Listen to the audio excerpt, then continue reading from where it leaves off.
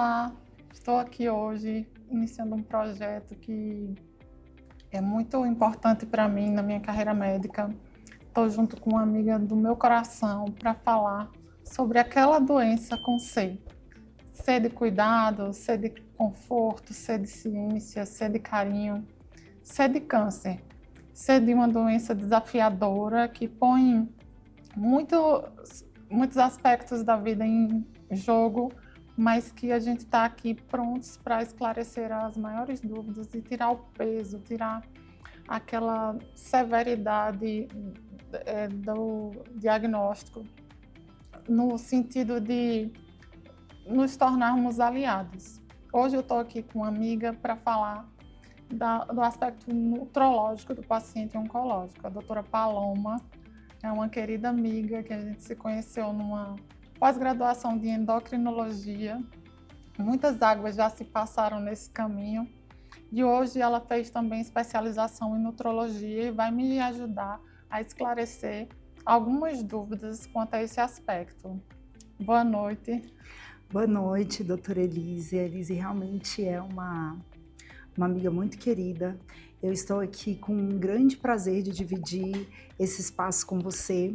Vou colocar mais uma palavra aí no seu C de construção, para a gente construir, ajudar o seu paciente a construir neste momento em que a gente enfrenta uma doença grave, mas que ao mesmo tempo a gente precisa construir saúde, né, para ele. Verdade. E estou muito, muito alegre, muito feliz de estar aqui com você. Eu tenho certeza que esse seu projeto vai ser muito válido e ele vai ser um divisor de águas na vida de muitos pacientes que enfrentam o câncer. Parabéns, Elise, por esse seu projeto. Eu não esperaria menos de você. Obrigada. Estou até emocionada de estar aqui com você, inclusive. Eu também. Então, mas mudando um pouquinho de assunto, qual é o momento ideal que você acha que o paciente oncológico deve procurar um nutrólogo? Elise, eu acredito que o momento ideal é no momento do diagnóstico, tá? Não é quando o paciente já está muito mal, desnutrido, caquético, sem força, sem energia, iniciou o tratamento, ou o tratamento não dá certo, e aí ele busca alternativas. Aí a gente já perdeu o time, o tempo certo de tratar esse paciente. Então, o momento ideal é no diagnóstico. A partir do diagnóstico, eu já tenho que entender quais são as minhas reservas nutricionais. Se eu tenho músculo, se eu não tenho, se eu tenho comorbidades no meu metabolismo que vão comprometer a evolução da minha doença, a aceitação, a metabolização daquele quimioterápico que vai ser prescrito. E aí, aqui, logo no início do diagnóstico, quando eu já entendo e já defino como é o meu corpo, como eu metabolizo os nutrientes, que nutrientes que estão em deficiência, micronutrientes, selênio, zinco, ferro, vitamina D, ou macronutrientes, proteína, gordura, fibra, caloria, como é que funciona o meu intestino? A gente sabe que o intestino ele tem papel central em tudo isso, e hoje a gente tem muitos estudos, muitas sociedades médicas voltadas para a oncologia, que elas recomendam fortemente que esse acompanhamento ele seja no início do diagnóstico. Aí esse paciente vai enfrentar essa doença de uma forma diferente, né?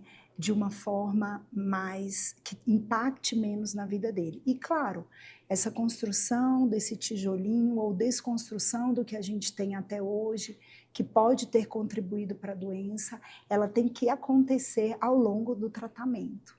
Entendi. Hoje a gente tem alguns exames que a gente pode utilizar para individualizar a programação, o planejamento do tratamento nutrológico, né? Eu queria que você falasse um pouquinho sobre isso, tendo em vista a necessidade de particularizar os tratamentos, né? A gente tem pacientes obesos, a gente tem pacientes já mais emagrecidos, a gente tem paciente com alta taxa de gordura corporal, mas independente de qualquer coisa, a gente precisa planejar um tratamento para esse paciente. Como é que você faz? O paciente, quando ele recebe um diagnóstico assim, né, eu acho que a primeira coisa que ele faz é correr para o Google e tentar entender qual é o papel dele, né? Ele vai ali, conversa com o médico, mas ele quer fazer talvez um pouco também da parte dele, a família também vem com... Eu acredito que o WhatsApp do paciente começa a bombar, né? Toma isso, usa aquilo outro, faça mais este exame. Dietas da moda. Dietas da moda, listinhas, né, prontas de como eu devo suplementar para vencer o câncer. E, na verdade, não funciona assim. Não é suplemento para todos, não é suplemento para ninguém. A gente hoje tem exames laboratoriais que eu consigo dosar algumas vitaminas, eu consigo entender se existe uma resistência insulínica, se esse fígado está trabalhando bem, se esse intestino trabalha bem também, né? Ali se existe alguma alteração metabólica que está impedindo.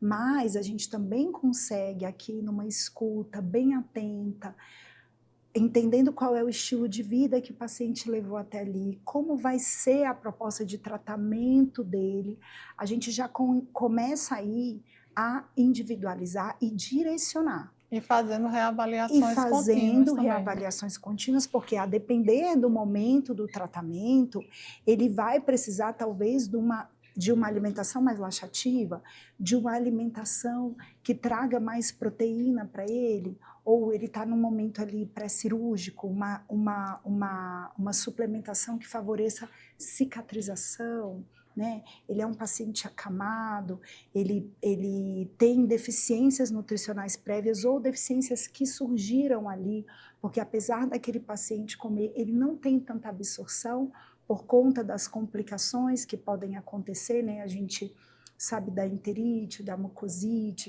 Alguns quimioterápicos e até imunoterápicos reforçam, né? Essa baixa absorção nutricional. Então, além do exame, que já me mostra o que vai acontecendo e aonde eu preciso atuar, eu também tenho ali na conversa direcionada e atenta, entendendo quais sintomas o paciente está usando, qual tipo de quimioterapia que eu já sei que vai afetar essa absorção de nutrientes no trato digestivo, a gente consegue direcionar. Então, nem tudo é exame, muito é também uma escuta atenta e de nós profissionais com o nosso paciente, mas também dele mesmo, né? Trabalhar essa consciência corporal, essa percepção, né, de como o meu corpo está se sentindo. O paciente acaba entendendo, por generalização, que um tratamento para câncer, ele me traz, de verdade, fadiga, cansaço, impacta na minha qualidade de vida, eu fico menos ativo, tanto do ponto de vista cognitivo, quanto do ponto de vista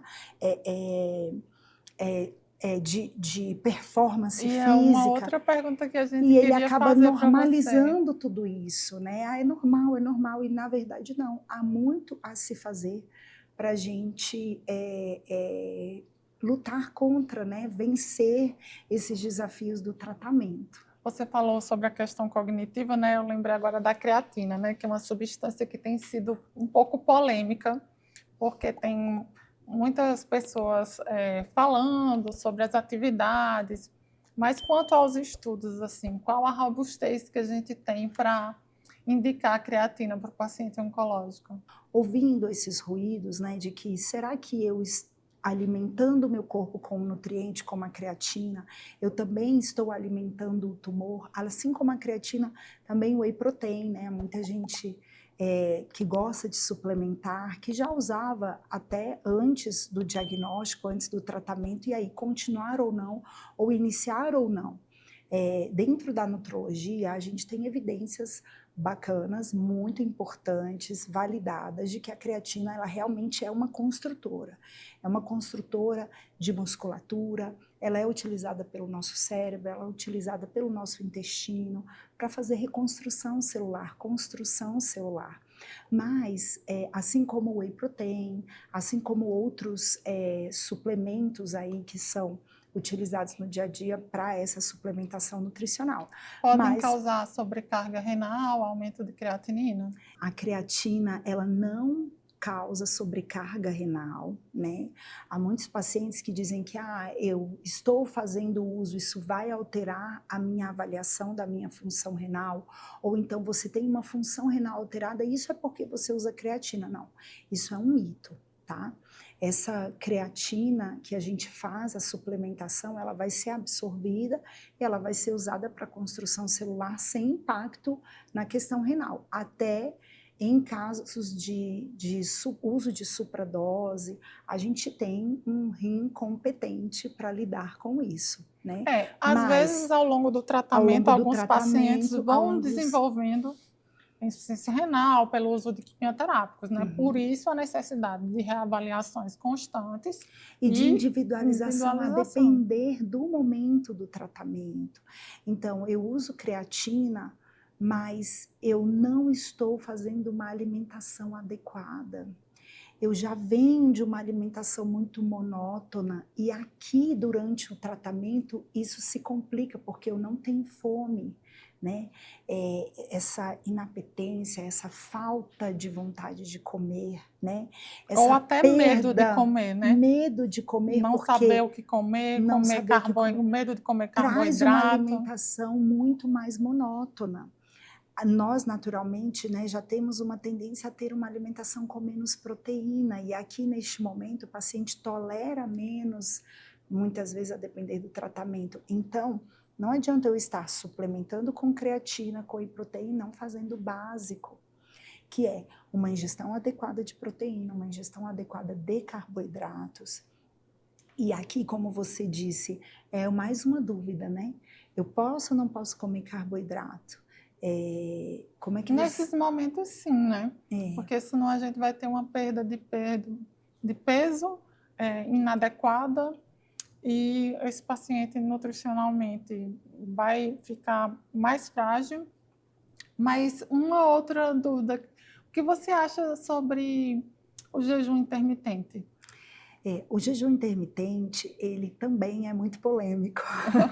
Você está vindo aqui só com perguntas polêmicas, pérolas, né? Só com porque pérolas são as dúvidas dos nossos pacientes, né? O que eles trazem no consultório. Justamente porque você, como oncologista, deve ter visto, né, se atentado a essa questão de dizer que alguns estudos mostraram que a gente talvez reduza esse turnover, né, essa hiperproliferação dessa célula cancerígena.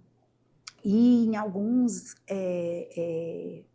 estudos com roedores isso se comprovou, mas nos estudos que são pequenos com humanos ainda, né? Com humanos são muito pequenos, alguns poucos de prática clínica que mostram sucesso, mas neste momento, o mais importante do que o paciente focar na questão do jejum intermitente é ele focar em suprir o seu corpo.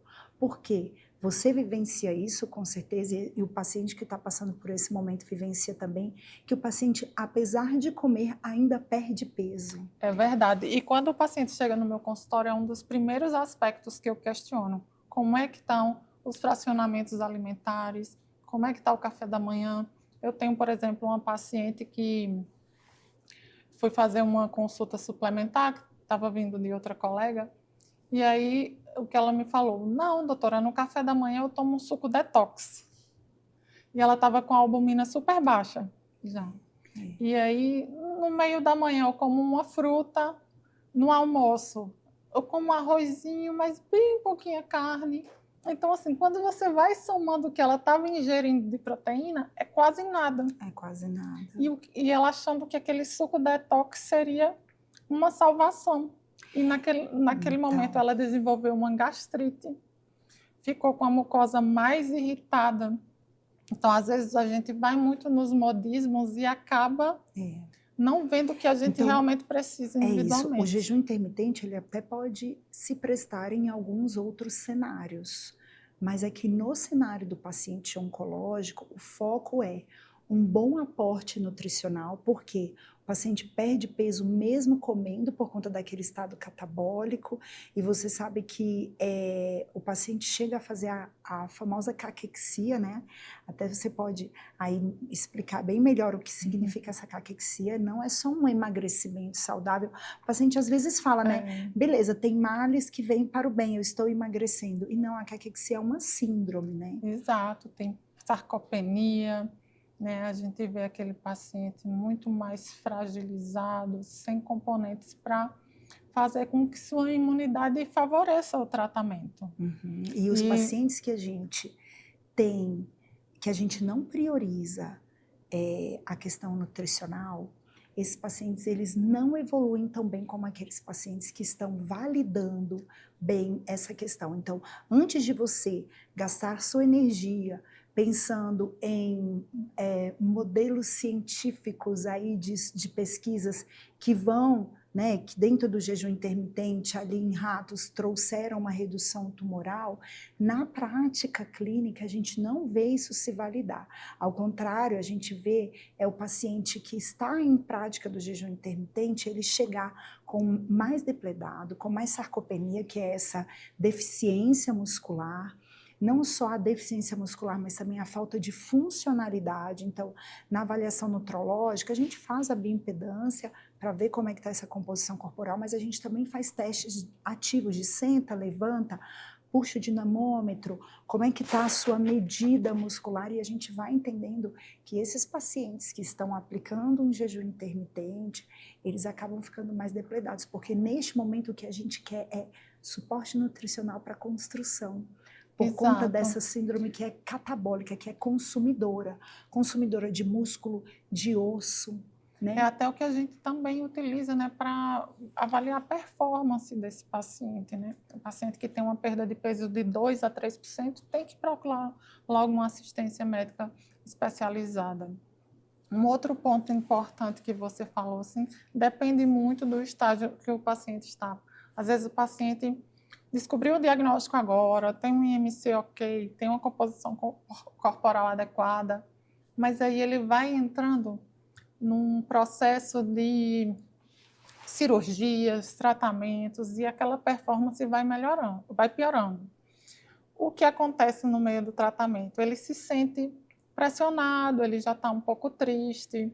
Então, nesses momentos, eu acho que não é adequado que ele troque aquela alimentação rotineira dele abruptamente para poder ter uma performance ideal. A gente vai fazendo os ajustes de acordo com o que ele tolera, né? Você falou da mucosite, uns alimentos macios, pouco ácidos, mais açucarados, gelados, sempre favorecem essa alimentação. Boca seca, né? A gente então traz, como você falou, os alimentozinhos mais frios, porque quando é muito quente ou muito frio, o paciente vai ter aquela alteração da percepção do paladar. E você sabe mais do que eu que isso tem a ver também com a questão dos medicamentos. Muitos medicamentos mudam essa percepção do paladar, né? Exato. Por isso que essa conversa nutrólogo, oncologista e paciente é super importante, porque na mudança de tratamento, você já joga para mim essa ideia. Falou, mas a gente vai entrar com um tratamento que pode trazer uma mucosite, que pode trazer uma enterite, que é essa inflamação que sai da mucosa da boca e ganha o resto do trato digestivo. Isso vai comprometer mais ainda a absorção, a dor na hora de deglutir, de comer. Então, a gente vai, na orientação nutricional, adaptando o paladar do paciente, a mudança de paladar, alguns temperinhos diferentes, né? Eu gosto muito da cúrcuma, da noz moscada, da canela, para você ir trazendo mais paladar para o paciente, mas ao mesmo tempo a gente não pode temperar muito, evita condimentos, porque isso pode piorar náusea, vômito. Então, a depender do tipo de tratamento, do tipo de câncer, se vai ser químio, radioterapia local, se vai ser sistêmica, essa conversa do nutrólogo com o oncologista já pode ajudar a prever alguns efeitos colaterais e a gente atuar ajustar, mas claro, respeitando, porque cada um tem uma preferência, né? Aí você já tira muito da vida do paciente e você ainda ser mais restritivo aqui. Não dá para fazer imposições, né? A gente tem que fazer um manejo para que fique confortável para quem está passando por aquele turbilhões de emoções, e exames, e consultas, e às vezes é muito cansativo. Então você quer aquela comidinha de conforto que te agrada, né? Mas com alguns ajustes. Para você ver como a comunicação multidisciplinar e com o paciente são importantes, né? Porque ele que vai dar o feedback para a gente e nos pontuar também quando estiver usando alimentos fitoterápicos, chás, ervas medicinais, que às vezes um uso exagerado pode fazer desandar todo o tratamento. Falando aí no conforto, né? Às vezes a vovó vem, né, com uma garrafada. Exato. Um chá de erva São João. Com toda boa vontade do mundo, né? E aí mas a gente, acaba que... E a gente tem que entender que não é o seu chazinho de camomila antes de dormir. Não é o seu chá de erva doce, cidreira, de canela, que você gosta de usar ao invés de tomar um café preto, que vai impactar, mas chás e fitoterápicos, eles são medicamentos. Eles interferem, inclusive, na nossa metabolização hepática dos quimioterápicos que estão sendo usados. Nem tudo que é natural tudo que é natural é remédio, né? Pode ser veneno também. Pode ser veneno, exatamente. Então, não só pode estar trazendo bloqueando a metabolização no seu corpo, ali no seu fígado, mas pode também estar competindo com o receptor, certo? Então, esses chazinhos que são concentrados, encapsulados, em doses maiores, eles têm que ser evitados. Na verdade, eu vou até dizer, não tem que ser evitados, não. Eles são contraindicados neste momento, tá? A gente tem que deixar isso aqui bem firme para ninguém ter dúvida. É bem diferente do chazinho de camomila, erva doce, um chá de fruta. Mas esses chás terapêuticos, eles podem estar trazendo também sobrecarga hepática. E outra coisa, além disso, há algumas pessoas que deixam de fazer o tratamento convencional para fazer esses tratamentos alternativos. Eu não estou falando de um auxílio de uma acupuntura, eu não estou falando de uma prática integrativa em saúde. Uma reposição bem indicada, né? Mas esses auxiliares, eles não têm estudos robustos que justifiquem e validem seu uso. Ao contrário, a gente tem até estudos que contraindicam mesmo, né? Como eu te falei. Então, entre médico e paciente não pode ter segredo. Não guarde segredos do seu médico. Eu vou usar isso aqui, eu sei que ele vai brigar, então eu prefiro não contar. Você tem que contar tudo para o seu médico a respeito de que medicação está usando, que suplementação, se você visita outro profissional, né, que seja talvez de uma medicina mais alternativa, de uma medicina mais integrativa, dividir isso com o seu médico. E por mais que ele discorde, abra o jogo, concorde ou discorde de você, as cartas na mesa, elas não trazem surpresas, né?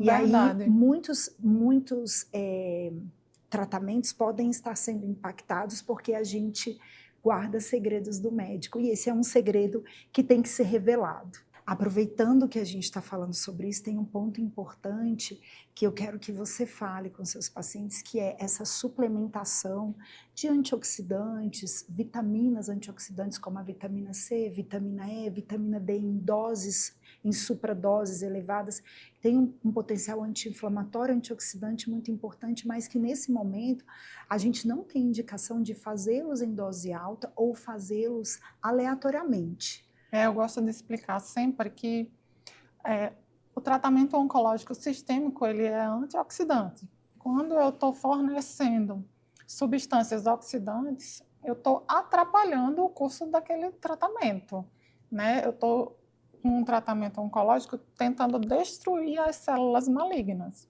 E aí, se eu dou uma vitamina C, uma vitamina D numa alta dose, sem recomendação, sem que aquela pessoa esteja com déficit, eu estou fazendo uma competição. Eu estou dando um tratamento e, ao mesmo tempo, eu estou dando um antídoto para ele. Não tem muito sentido. Não é, assim, restrito para todo mundo. Realmente, se a pessoa tem uma vitamina D de 9, 10, a gente faz uma reposição, umas doses habituais de 2.000 unidades, mais ou menos, por dia, né, para ela chegar ali num platô da normalidade. Mas isso não quer dizer que a gente vai dar superdoses, até porque a gente sabe de outros efeitos fora da competição com o tratamento oncológico. E aí aqui também entra que a gente tem muitos alimentos que eles dão para a gente nutrientes e que a gente acaba retirando da nossa dieta. Além disso, eu tenho também um desequilíbrio intestinal, né? Que não me deixa absorver tudo. Então, fatalmente eu vou encontrar deficiências. E na presença de deficiência, ou na presença de um sintoma que me direciona para aquilo, daí sim a gente vai fazer. Mas a gente, claro, evita altas doses. Então, é contraindicado o uso da vitamina D? Não, é um ajuste dentro do que é fisiológico, né? Não significa que a gente está aqui também contraindicando, batendo martelo, mas a gente tem que jogar para o paciente essa responsabilidade de entender que nem sempre essa suplementação que ele faz, acreditando que ajuda, realmente está ajudando, né? Por isso a ideia de não guardar segredo com o médico, sempre contar o que outro prescritor está fazendo com o médico oncologista, ou o que os prescritores na família, né, nos amigos, o prescritor Google está orientando para esse paciente. Uma coisa que eu acho super importante é avaliar o momento ideal da suplementação com dieta enteral e dieta parenteral, né? A gente sabe que a dieta oral, ela é a dieta fisiológica, né? Principalmente com os alimentos naturais. Quando a gente passa para uma dieta enteral, ela é totalmente formulada, e a parenteral do mesmo jeito. Há até grandes contraindicações para essas dietas. Mas aquele momento que você acha ideal de a gente começar? Então, a dieta enteral, ela é quando eu coloco uma sonda e levo o alimento para o paciente porque ele tem alguma contraindicação, alguma dificuldade de ingerir, por dor, por essa mucosite, por aftas, ou então quando ele está muito desnutrido, eu preciso dar um aporte maior do que o que ele é capaz de ingerir. A gente até, eu vivencio no meu consultório muitos pacientes falando assim, doutor, eu não estou sentindo sabor, não tenho prazer de comer, eu não estou conseguindo ganhar peso, passa As uma pessoas sonda me pressionam para eu comer, eu não tenho vontade. E eu não tenho vontade, passa uma sonda e empurra essa comida logo. Não é essa a indicação da dieta enteral. A dieta enteral, então, é para quando eu tenho uma paciente que não consegue ingerir alimentos por alguma, por dor, por dificuldade, disfagia, mucosite, mucosite, né, essa disfagia, essa dor para deglutir, ou às vezes, a depender de uma radioterapia local, um tumor local, existe uma obstrução, ou então ela, apesar de estar comendo, não consegue suprir ali aproximadamente 30%, 50% do que ela deveria, do que nós calculamos para ela, que a gente já faz um cálculo um pouco mais para cima, porque nós sabemos que ela está no momento de catabolismo, de consumo. O paciente nunca ingeriu sequer 1.300 calorias, a gente calcula 2.000, como é que ela vai fazer isso? Então ela entra em caquexia e a gente, como nós já falamos aqui, ela emagrece mesmo sem querer, né? Então ela não está conseguindo suprir aquilo, ou então o tratamento trouxe alguma estenose, que a gente chama uma redução ali ao longo do trato digestivo, ou então existe uma obstrução ali mais... Muito comum em carcinomatose peritoneal, Exatamente. Né? E aí é essa paciente que tem indicação. Da mesma forma da enteral para parenteral, ou de uma enteral mista, onde o paciente ele come um pouco, que isso é importante manter. Até para o próprio prazer, né? Exato. junto com uma dieta industrializada, ou às vezes até uma dieta que, né, eu proponho uma dieta caseira mesmo, mas via enteral. Assim a gente vai entendendo qual é a indicação, a depender dessa avaliação nutricional, dessas comorbidades, dessas complicações que estão acontecendo ali. Então, a dieta enteral não é só para quem não consegue comer. A gente tem que entender como ela está, por que dela não estar conseguindo comer. Não é só uma inapetência, uma apatia ou uma falta de prazer no paladar que faz a gente tender pela dieta.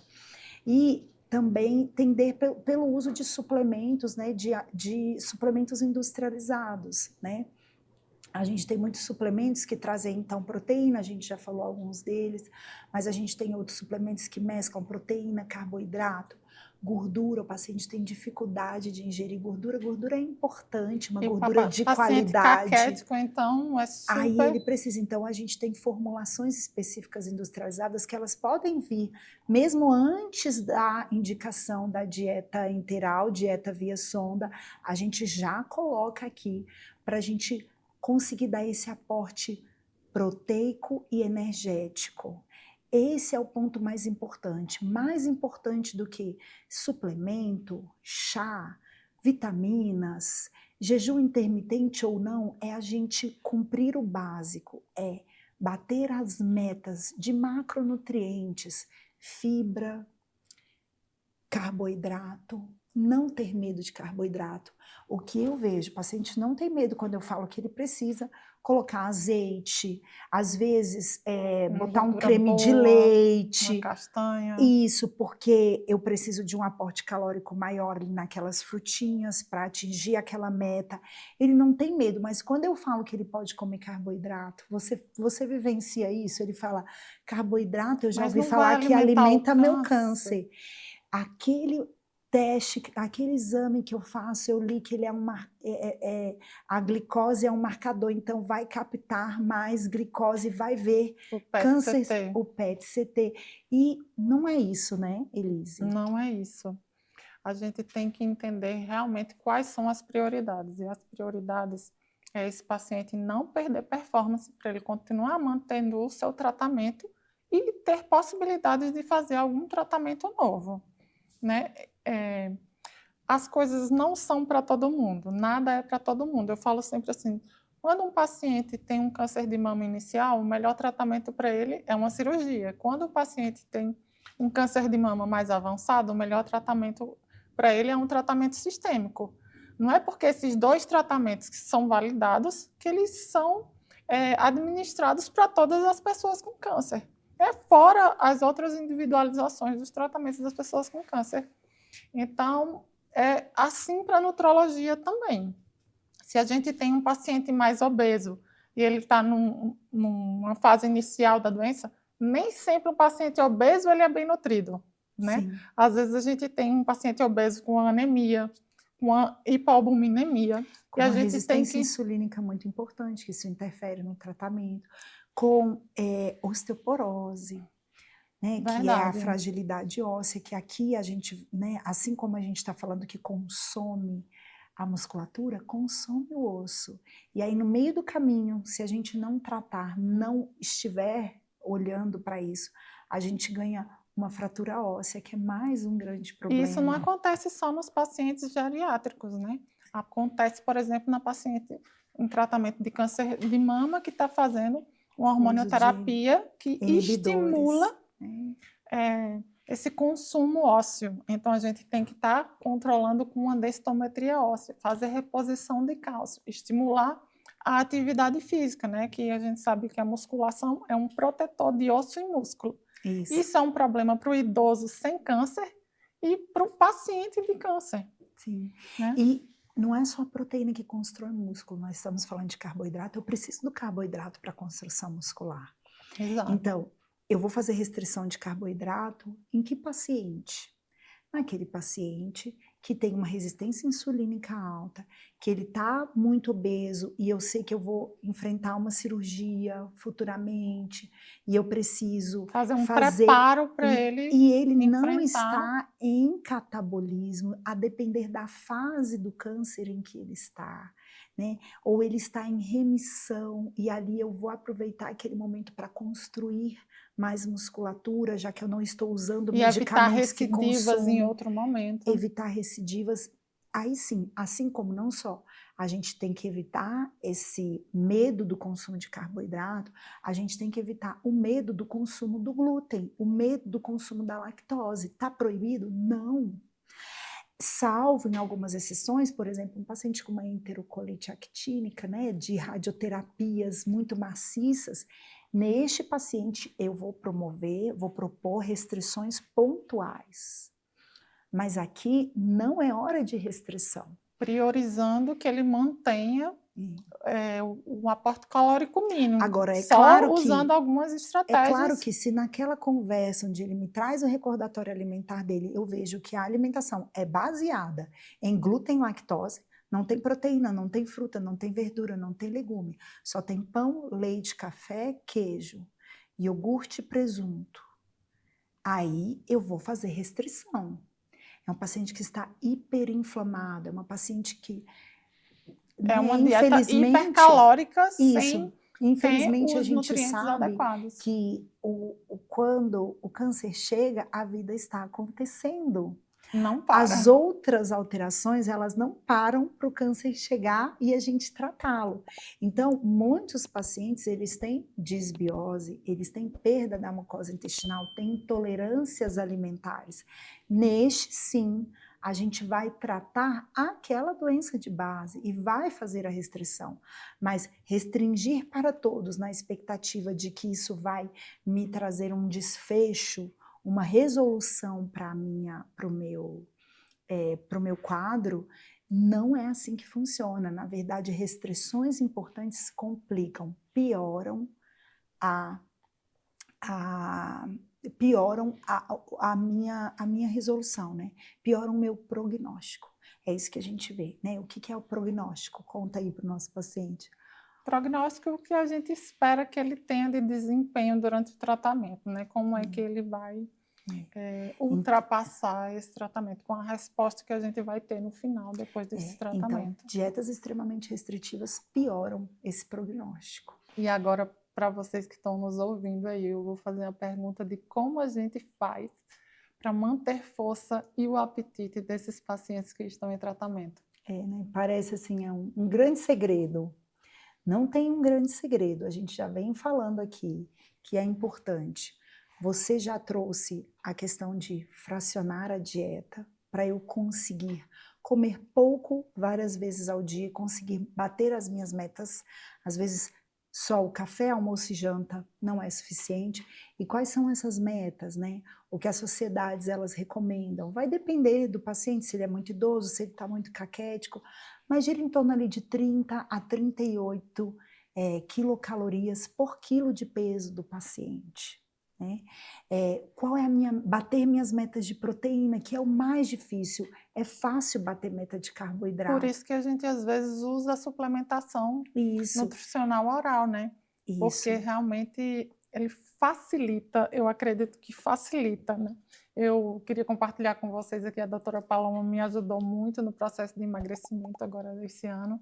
Eu perdi em torno de 18 quilos, mais ou menos, e contando. E foi fundamental isso, né? A suplementação nutricional oral me auxiliou nesse processo, né? Para sustentar a massa muscular, né? Exato, para sustentar a massa muscular e ter alternativas práticas, né? Porque nosso dia a dia é corrido. O paciente oncológico, ele não quer deixar a sua rotina totalmente. Claro que há alguns momentos que são indispensáveis esse afastamento, mas, de um modo geral, a gente quer ter vida normal. E isso é um facilitador, eu vejo desse jeito.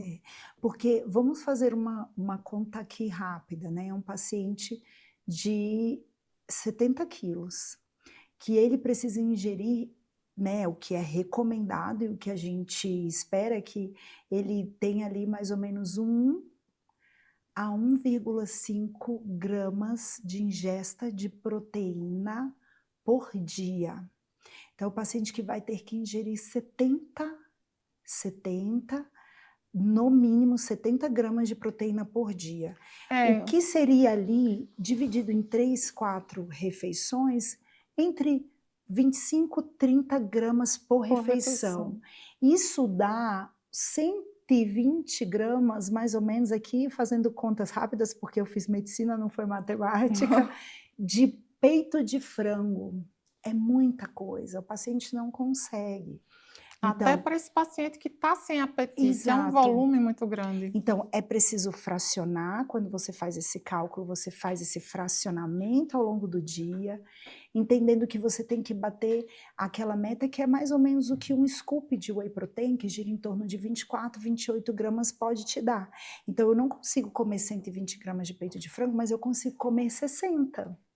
E as outras 60 gramas de peito de frango, que me dá ali umas 15 gramas, mais ou menos, de proteína real ali naquele peito de frango. E aí eu venho com meio scoopzinho de whey protein, de chocolate, ali no final da minha refeição para complementar.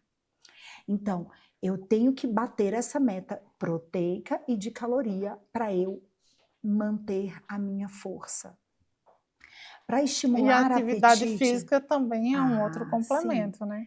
A gente sabe, esse ano na ASCO, que é o congresso internacional de oncologia mais importante que temos, que é o Congresso Americano, houve um estudo robusto com um N de pacientes muito grande, que mostrou que a atividade física, em alguns cenários, pode ser melhor para o prognóstico do paciente que até mesmo alguns tratamentos. Então, sim, isso é revolucionário. Isso tem que ser gritado a todos os ventos, para que as pessoas saibam como isso é modificador do curso da doença. Do curso da doença. Inclusive, você falou, né, sobre o tratamento quimioterápico, modular nossa inflamação para melhor resposta. O exercício físico, ele melhora essa liberação de interleucina 10, que é uma interleucina benéfica para a gente, e ele joga para baixo a interleucina 6, isso é comprovado, né? Esse estudo, inclusive, dosou isso. E a gente não está falando da caminhadinha conversando com a amiga, a gente está falando de treino resistido, por que não?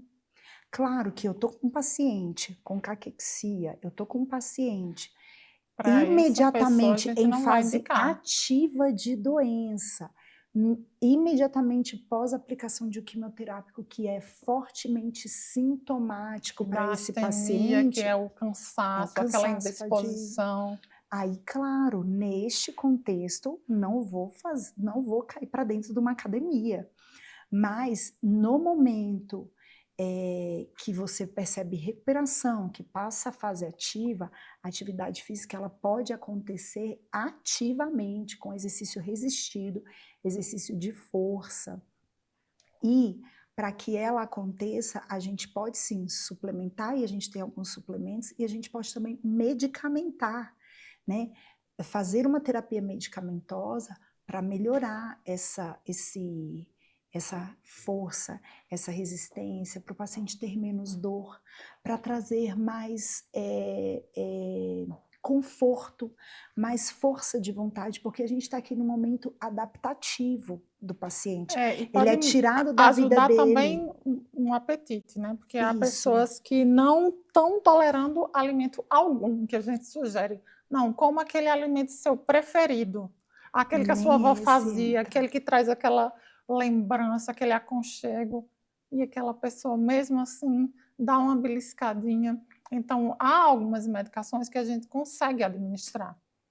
Claro que a gente tem que pesar, porque às vezes tem algum efeito colateral, então parte da individualização também. Algum antidepressivo que faz esse paciente tolerar mais, ter mais ânimo para sair, né? E alguns suplementos para sair da cama e ir para a academia, né? Alguns suplementos que potencializam o ganho de massa muscular, a gente já falou aqui de alguns, a gente otimizar os micronutrientes, nós já falamos aqui também sobre isso, a gente reduzir os sintomas, os efeitos colaterais, náusea, vômito, diarreia, tudo isso potencializa o seu apetite. E há estudos também mostrando que a atividade física atua nessa astenia. Em torno de 80% dos pacientes que se mantêm naquela, não, eu não consigo, ficam naquele quadro, enquanto os pacientes que fazem alguma movimentação, a sensação de astenia diminui. Agora eu vou querer falar com você sobre um outro assunto muito polêmico. É o uso da tirzepatida no nosso paciente oncológico. O que os estudos têm dito, né? A gente vê um ânimo muito grande com a medicação, né? Tendo estudos em vários cenários, para síndrome de apneia do sono. Então, como é que você vê no cenário oncológico? A tirzepatida ela veio para revolucionar muita coisa, né? Não só o tratamento da obesidade, que a gente já está aí cansado de saber que ela tem um impacto muito importante, mas ela reduz também risco cardiovascular, que é morte por infarto, AVC, ela tem uma proteção renal, cardíaca muito importante, e é claro que aqui no paciente oncológico, ela também tem um papel muito importante e ela está ganhando espaço aí dentro da sua especialidade, né, na oncologia. Mas depende do cenário. Mas depende do cenário, porque a gente está falando aqui em aumentar apetite, a gente está falando aqui em ganho de massa muscular. Então, se eu estou em fase ativa, se eu estou em momento de consumo, né, de catabolismo, de perda, todo um paciente que, apesar de ser obeso, ele é um obeso com sarcopenia, com baixa massa muscular, ele é um obeso desnutrido, como você bem falou aqui, a tirzepatida não tem papel aqui. Então, se eu estou com um paciente que está ali em período de remissão de doença, ou ele já finalizou o tratamento e a gente quer trabalhar essa questão da perda de gordura visceral, resistência insulínica, que a gente sabe que tudo isso pode comprometer e trazer recidiva, né? Pode, de alguma forma, contribuir para o retorno, né, do câncer, ou para a qualidade de vida daquele paciente, aí sim ela tem esse papel. O que você tem observado aí dos seus pacientes em uso de tirzepatida? Ficam muito animados, né? Justamente nesses cenários em que o paciente é obeso, fica ansioso por perder peso. Por quê? Claro que um paciente que tem um IMC adequado, ele tem menor chance de adquirir vários tipos de câncer. Mas durante ali o tratamento não é o momento ideal, né? Então, é mais uma coisa que a gente precisa planejar. Agora eu quero fazer um bate-bola com você, te perguntar quais são os alimentos proibidos para o paciente com câncer. Vamos então focar no proibido, né? A gente já falou o que está indicado ali ou não, que eu posso retirar, como o glúten, a lactose em alguns momentos, mas em nenhum momento o paciente pode usar, por exemplo, ingerir leite não pasteurizado, ovo cru, quibe cru, carnes cruas, peixes, Sushi, o famoso carpaccio. sushi, carpaccio, né? Que realmente não é pela questão do alimento. E até o alface mal higienizada, água de má procedência, né? Por a gente não saber a qualidade da higienização desses produtos.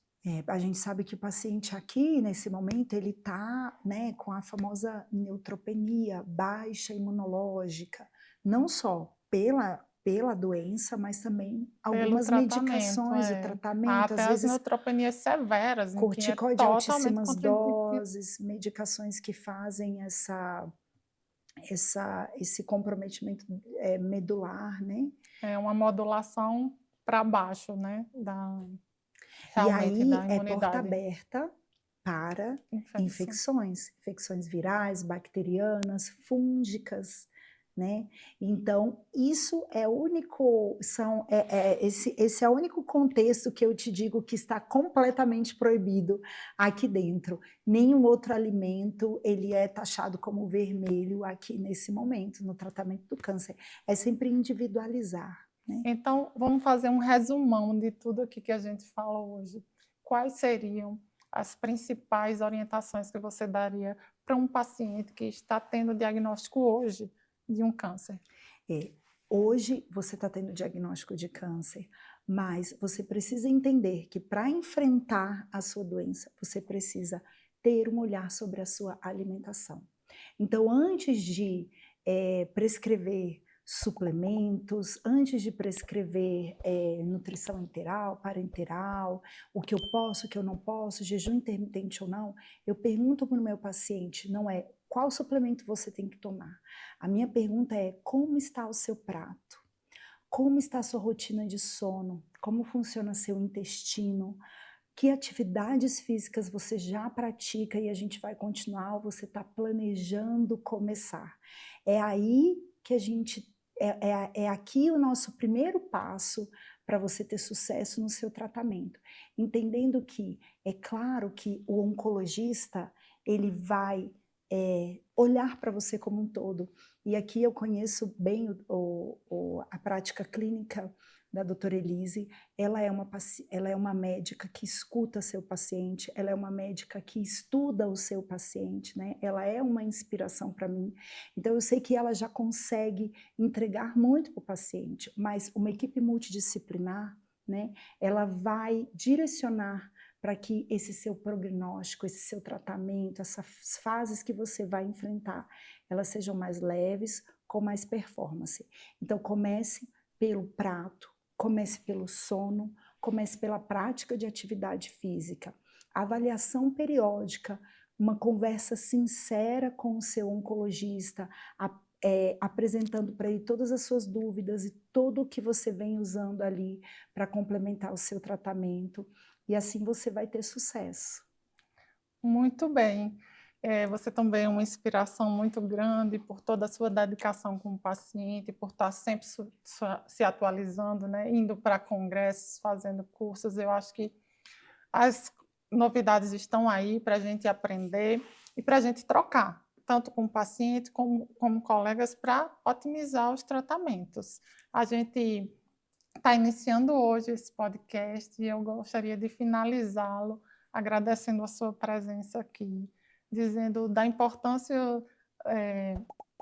da sua vida na minha e da sua família. E gostaria de dizer que é assim, com pessoas que a gente tem uma boa troca, que a gente faz uma construção de planejamento terapêutico e construção de afinidades, e é isso que a gente quer trazer aqui. Um bate-papo onde vocês se sintam à vontade, deixem perguntas, a gente vai tentar responder na medida do possível, mas queremos ser esclarecedores, tirar as maiores dúvidas e acalmar os corações de vocês. Eu também quero agradecer muito, agradecer por você ter esse olhar multiprofissional, né? Esse olhar para entender que o seu paciente, ele precisa de muitas mãos para estar bem, né? Não existe egoísmo no seu tratamento. E um profissional dentro da oncologia que visualiza o papel do nutrólogo, do nutricionista, né? Você falou aqui até de algumas práticas integrativas, entende que o tratamento vai além de simplesmente aplicar uma medicação, é um profissional diferenciado. A gente não encontra em todo lugar. Então, obrigada por você ter esse olhar, entender como a nutrologia pode ajudar o seu paciente. Obrigada por mim como nutróloga e obrigada, né, estou trazendo obrigada com certeza dos seus pacientes, seus seguidores que estão aqui aprendendo, construindo um tratamento com mais humanização, que humanização para mim é o seu sobrenome, sabe?